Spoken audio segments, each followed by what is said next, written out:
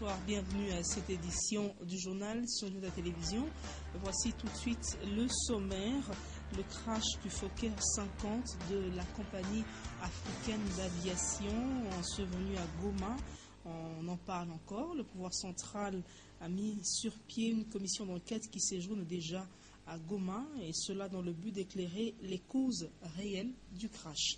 Nous parlerons également de cette hausse du prix de la farine de maïs signalée dans la ville montagneuse de Likasi. De 13 000 francs congolais, un sac de farine revient actuellement à 18 000, voire 20 000 francs congolais pour le coût de 25 kilos. Une fois de plus, madame, monsieur, bonsoir. Surtout, merci de nous avoir choisis pour vous informer. Je l'ai dit en titre, pour éclairer les réelles causes du crash du Fokker 50 de la compagnie africaine d'aviation survenue à Goma lundi 4 mars dernier. La commission mise sur pied par le pouvoir central séjourne depuis mercredi à Goma. Ce n'est qu'après l'enquête que l'opinion sera davantage éclairée sur ce drame qui a fait 7 morts et 3 blessés. Entre-temps, le gouvernement frappe fort. Une nouvelle certification en matière d'aviation sera d'application à dater de fin mars courant. Autre chose, à la veille du 8 mars, jour célébré ou consacré plutôt à la journée internationale de la femme, le ministre national du genre, famille et enfants, Geneviève Inagosi Kalsongo, a lancé un message à toutes les femmes congolaises et leur demande d'avoir une pensée pieuse à l'endroit des femmes de l'Est victimes de la guerre. On écoute donc Madame Geneviève Inagosi dans ce propos recueilli par Antoine Roger-Lumumba. Placé cette année sous le thème international, la promesse est une promesse, il est temps de mettre fin aux violences à l'égard des femmes. Cette journée est célébrée en République démocratique du Congo sous le thème Ensemble contre la guerre et les violences faites aux femmes et aux filles, en consolidant la paix et la justice en République démocratique du Congo. Le pèlerin infatigable de la paix, l'implication du chef de l'État pour la signature de l'accord cadre d'Addis Abeba du 24 février 2013 rend bien compte une fois de plus de la volonté du gouvernement de faire cesser à l'est du pays non seulement la guerre, mais aussi toutes les formes de violence que subissent les populations civiles, dont essentiellement les femmes et les enfants. Mesdames et messieurs, chers compatriotes, à l'instar des pionnières d'autres nations qui, 38 ans déjà, ont vaillamment milité pour la consécration de cette journée, je rends hommage ce jour aux femmes congolaises de toutes les provinces, de toutes les catégories sociales, pour leur dynamisme et engagement dans la préservation des valeurs morales, de l'équilibre familial et sociétal, ainsi que dans le maintien de la balance microéconomique.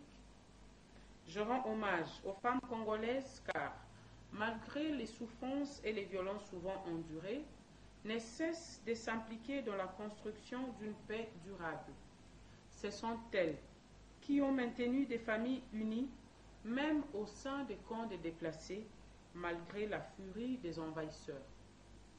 Je rends hommage également aux femmes congolaises pour leurs initiatives en matière de microcrédit, de protection de l'environnement, d'encadrement de la jeunesse et d'accompagnement des projets et programmes du gouvernement. Je rends enfin hommage à toutes les organisations féminines, aux partenaires bi- et multilatéraux, aux agents du système des Nations Unies et aux organismes internationaux qui ne cessent de lutter afin que les actes de violence sexuelle et basés sur le genre soient réprimés et que les victimes puissent être prises en charge.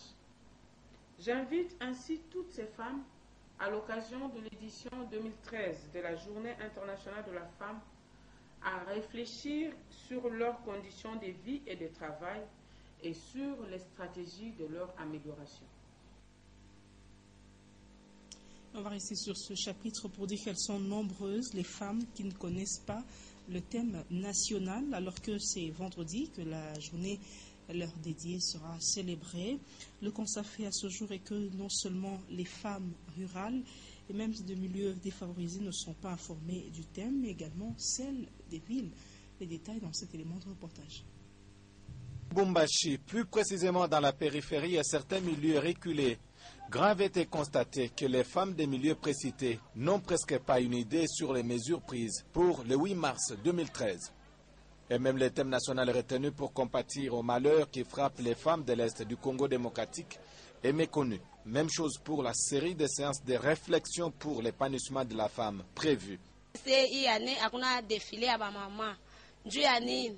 Hii miaka yote bamama beko na fete le 8 mars, ça c'est parité.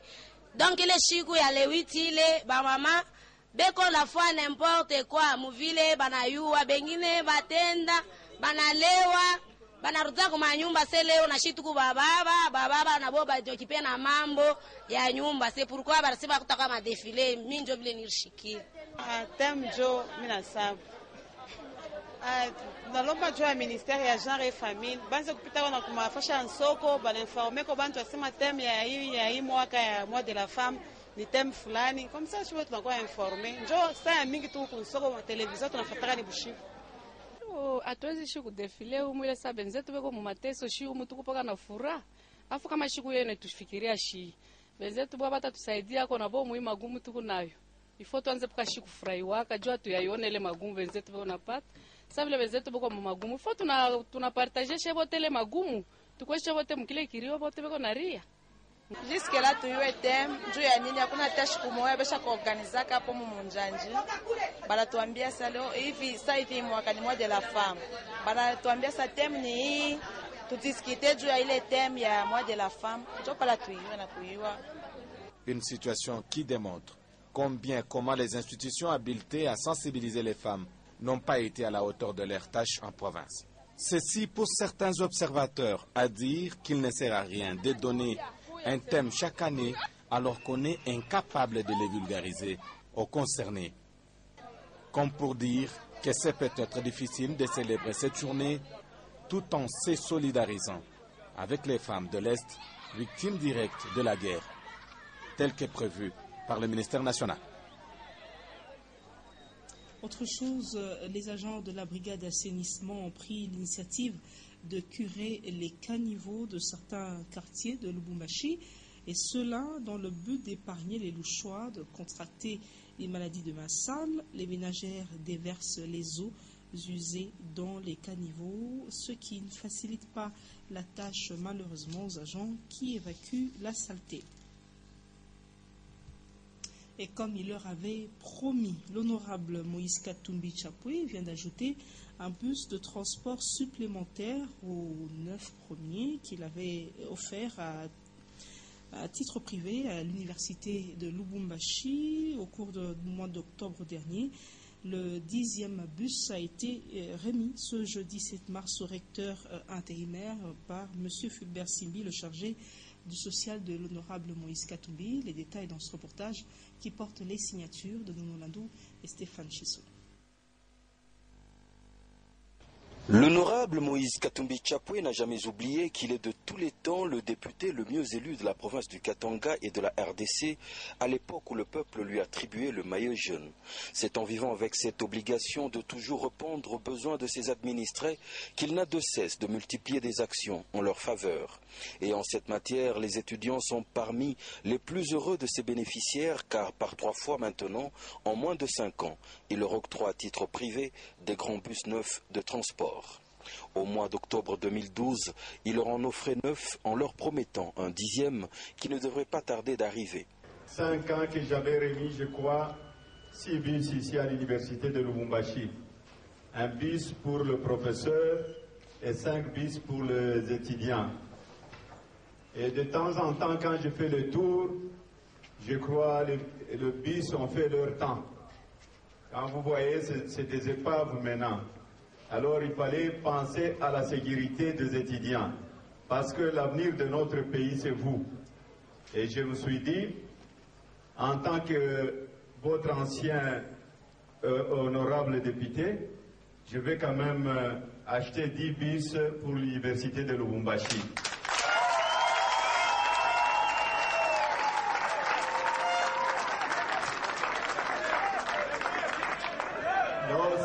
C'est 10 bis. J'ai le représentant de Tata. J'ai acheté au total 12 bis. Un bus pour l'extension de l'université de Kamina et un bus pour l'extension de l'université de Kalemi. Donc il y a au total 12 bis. Esclave de ses promesses, l'honorable Moïse Katumbi Chapwe est un gentleman pur sang qui tient toujours parole. Ce jeudi 7 mars 2003, il matérialise sa promesse lorsqu'un grand bus pimpant, encore sous emballage, entre dans l'enclos des bâtiments administratifs de l'université de Lubumbashi. Un bus qu'il destine à cet alma mater dont il tient tant au développement. C'est M. Fulbert Simbi, son chargé du social, qui en tient les clés et les remet au recteur ad interim de l'UNILU. Le professeur Nkiko. Nous voici venir honorer la promesse du gouverneur, celle de doter l'université cette année 2013 de 10 bus. Déjà, vous avez eu à réceptionner 9 bus et aujourd'hui, je viens officiellement vous remettre le 10e bus.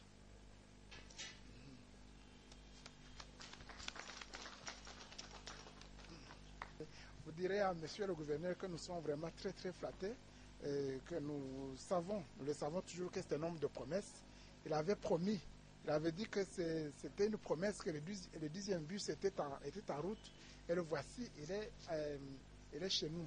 Il explique également le fait que les 9 premiers bus reçus ne soient pas encore mis en circulation. Pour les différents documents d'exploitation, nous avons déjà sorti l'argent pour les différents services de l'État, les contributions notamment. Nous avons déjà réceptionné les plaques. On est en train de placer les plaques et dans quelques jours, les bus seront équipés pour circuler correctement sur la route. À son tour, il passera les clés au professeur Lunda avant qu'un tour de rodage ne soit effectué, embarquant à l'occasion quelques membres du comité de gestion ainsi que quelques représentants d'étudiants.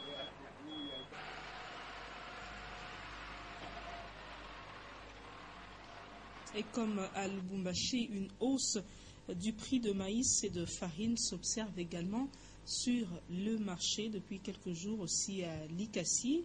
De 1200 francs congolais, une mesurette ou seau de maïs passe à 1800 francs congolais. Et quant à la farine de maïs, le sac de 25 kg revient désormais à 18 voire 20 000 francs congolais, alors qu'il se vendait à environ 13 000 francs congolais. Les raisons de cette hausse sont presque les mêmes qu'à Lubumbashi. Le refus de la Zambie d'exporter cette denrée vers la RDC, d'aucuns estiment que c'est une occasion pour l'État congolais d'encourager et promouvoir l'agriculture au pays, comme pour dire qu'il était temps. Autre chose, lors d'une émission avec des reporters, le directeur provincial de l'INSS Katanga 1 est revenu sur l'importance des cotisations de l'INSS et de l'opération de paiement de prestations. Et pour toutes les entreprises concernées qui ne déclarent pas et qui refusent d'ailleurs de payer, le directeur Hilaire Kalumbo a précisé qu'elles envoient des pénalités d'amende et s'expose au recouvrement forcé. Les détails dans ce reportage de Maurice Patrick Kabuto. Les employeurs ainsi que tous les travailleurs doivent s'y conformer afin d'éviter des pénalités inutiles. Dans moins d'un mois, nous allons procéder au recouvrement forcé. C'est ainsi que nous avons demandé à tous les employeurs de venir s'acquitter de leurs redevances vis-à-vis de l'INSS. Nous ne voulons pas des problèmes avec les employeurs, sont nos partenaires. Nous ne voulons pas en arriver au recouvrement forcé. Nous en appelons à leur conscience, qui viennent tous se mettre en ordre avec nous. Il y a quelque chose aussi sur laquelle je voudrais revenir, c'est le paiement des loyers. Nous avons constaté que la plupart des personnes qui vivent dans les logements de l'INSS, dans les immeubles de l'INSS, ne payent pas. Vous n'êtes pas sans savoir que le patrimoine immobilier de l'INSS a été acquis par ce dernier afin de soutenir le paiement des prestations sociales. C'est un investissement qui permet à l'INSS d'accroître ses capacités financières. Mais si les locataires ne payent pas, si les locataires considèrent que ces logements-là ont un caractère social, je crois qu'ils sont en train de préjudicier l'INSS. Bientôt aussi, dans un avenir très proche, nous allons procéder au déguerpissement des locataires insolvables. Et nous allons publier leur nom dans le journal officiel, qui fassent tout pour venir payer leur loyer. Et l'UNADEF Katanga poursuit sa campagne de descente sur terrain à travers la capitale que préfère.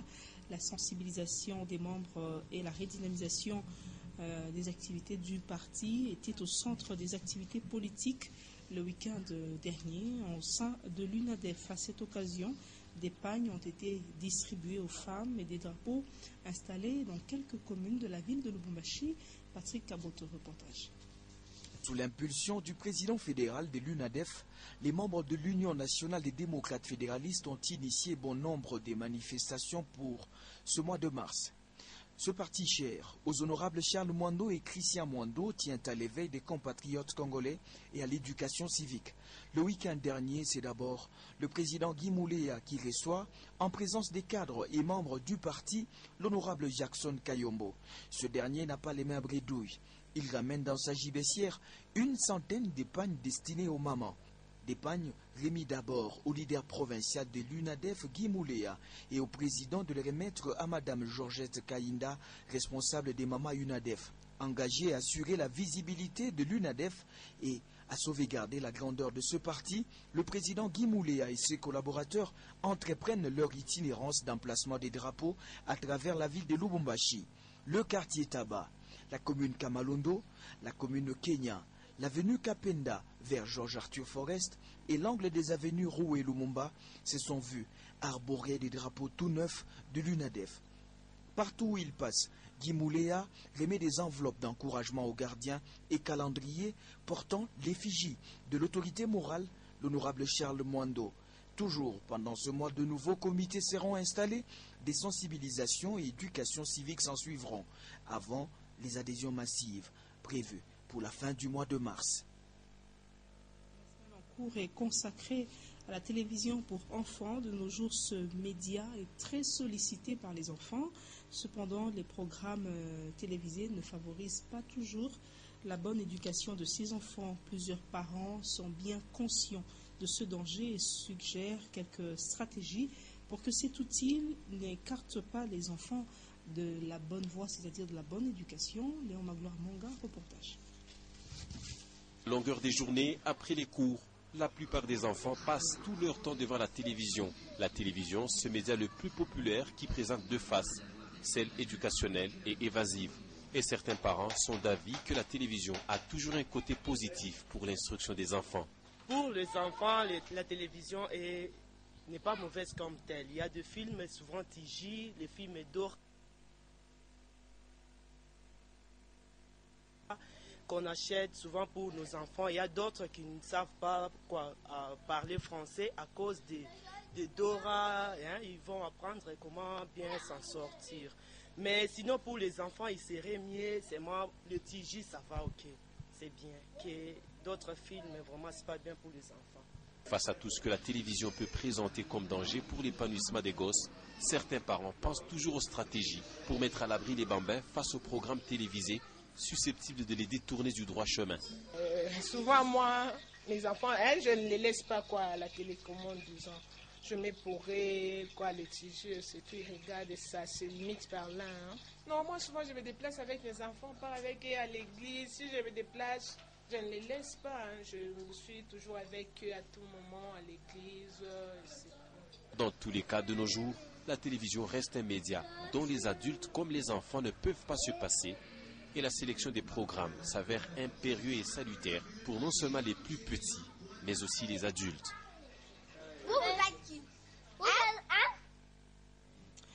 Et dans le cadre de la célébration du 65e anniversaire du groupe JPC de l'église méthodiste unie paroisse Galilée, le vice-président et quelques jeunes du groupe entreprennent quelques activités d'entretien.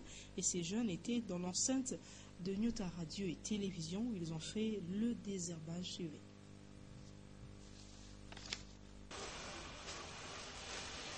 Nous sommes la jeunesse de l'église méthodiste unie, district de Galilée, paroisse Galilée. Ce qui nous a motivés de venir ici, C'est une jeunesse à caractère éducationnel, un groupe de jeunes à caractère éducationnel. Et cette éducation s'est faite sous 4 axes principaux, qui sont l'éducation spirituelle, l'éducation sociale, l'éducation physique et l'éducation intellectuelle. Alors, dans le volet de l'éducation physique, nous voyons beaucoup plus la direction d'entrée de soit musique et loisirs, qui organise différentes activités, entre autres les travaux manuels, entre autres les jeux et autres. Maintenant, ce qui concerne les travaux manuels, nous avons choisi ce cadre compte tenu de la prestation de votre travail à Nyota. C'est une grande société.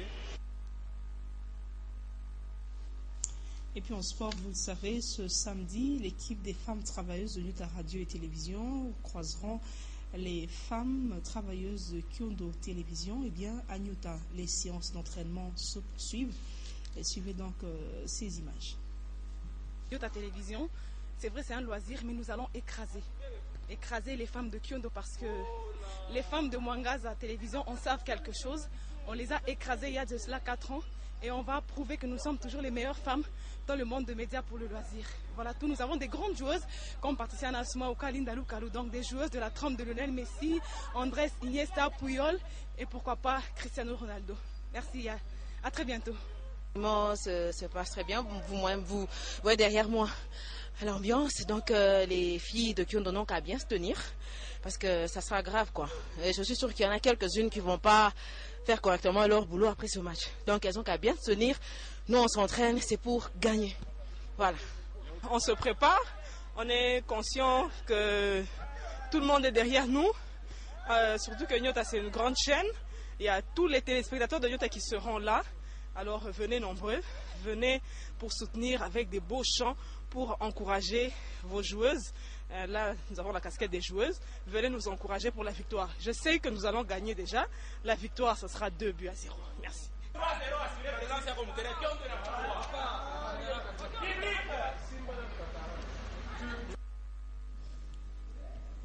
Madame, Monsieur, c'est la fin de cette édition du journal. Voici le rappel des titres. Le crash du Fokker 50 de la compagnie africaine d'aviation. On a souvenu à Goma, on en a parlé au cours de ce journal. Le pouvoir central a mis sur pied une commission d'enquête qui séjourne déjà à Goma, et cela dans le but d'éclairer les causes réelles du crash. Et puis nous avons parlé de cette hausse du prix de la farine de maïs, également constatée et signalée dans la ville montagneuse de Likasi. De 13 000 francs congolais, un sac de farine de 25 kilos revient actuellement à 19 000, voire 20 000 francs congolais. Fin complète, Madame, Monsieur, de ce journal. Merci à vous de l'avoir suivi. Je vous retrouve demain à 23h pour vous informer avec le même réel plaisir. Prenez soin de vous. Au revoir.